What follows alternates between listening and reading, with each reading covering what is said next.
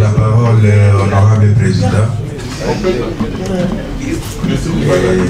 Il sera suivi bien sûr par l'honorable vice-président Papi Mikanza Mboyo. Dans ce document, honorable président, Oui.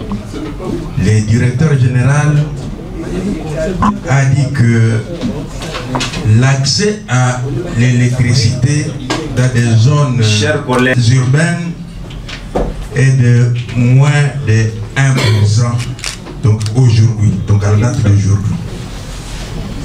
Et il a dit que dans ce quinquennat, le chef de l'État a fixé un objectif d'accroître ces taux à plus de 30%.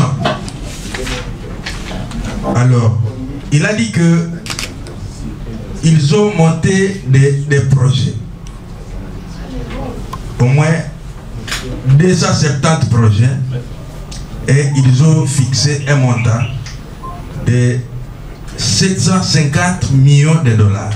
Donc, s'ils trouvent ces 750 millions de dollars, ils seront à mesure de financer 270 projets d'électrification des milieux ruraux et périurbains.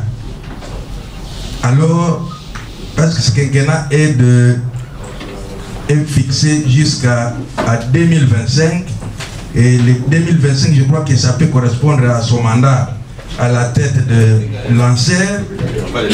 Alors, j'aimerais savoir les niveaux, donc, avec ces 270 projets, quel pourcentage on aura atteint? Est-ce qu'on aura atteint ces 30% plutôt, les 30% qui est un objectif que le chef de l'État lui-même s'est fixé.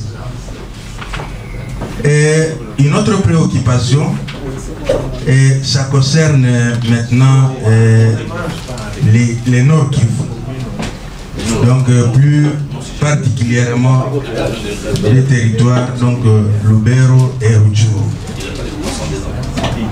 En territoire de Lubero, j'ai retenu deux projets qu'on a montés. Il y a le village de Moussienene qui sera servi en construction de la centrale solaire et la commune de Kirumba. Mais quand je vois la ligne choisie, donc les villages choisis par Anser, donc les villages de Moussienene, là il y a une ligne. Donc il y a une centrale hydroélectrique qu'on appelle Ibingu. C'est une centrale construite par Virunga Energy. Virunga Energy qui construit une centrale de 14 MW donc l'électrification commence à électrifier la commune de Lubero et actuellement la ligne commence à se diriger vers Moussienene jusqu'à atteindre même Butembo. Alors je me dis quel sera l'impact par exemple de cette centrale qui sera érigée, qui sera construite au niveau de Moussienene. Est-ce qu'il n'y a pas... Il y a trop de villages qui sont dans le noir.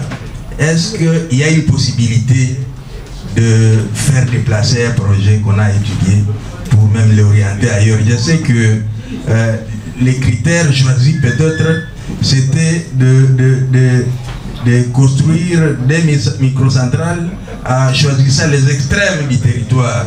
Il y a les Moussienene qui est à l'extrême nord et Kirumba qui est à l'extrême sud. Peut-être que c'était ça les critères, mais il faudra quand même, tout en respectant ces critères, qu'on choisisse un autre milieu, un autre village qui n'est pas sur la ligne de Virunga, là où il y a besoin. Donc il y a aussi, maintenant, il y a une commune une commune qu'on appelle commune de Kanyabayonga. Là, il y a une centrale hydroélectrique. Là, je reviens à la question de Moubert. Il y a une centrale qui est communautaire. Donc la population s'est organisée. Après s'être organisée, elle a cotisé. Elle a été à mesure de monter une centrale hydroélectrique. Elle a été soutenue par une organisation de l'Église catholique qu'on appelle Miseror. Miseror, ouais. Ouais. Alors, cette centrale a atteint un niveau vraiment considérable. Et on a déjà construit, les dynamos ont tourné. Même une ligne, donc je ne sais pas si ça respecte les critères vraiment des transports, mais on a tiré, par crainte de la capacité du courant, on a tiré une petite ligne qui oriente le courant vers la commune. Mais donc la population s'ébite au problème des transports. Est-ce qu'un CER qui soutient les projets d'électrification en milieu ruraux, est-ce que ça ne peut pas, ça ne peut pas financer les transports de ce courant. Donc c'est ça. Merci beaucoup, honorable rapporteur.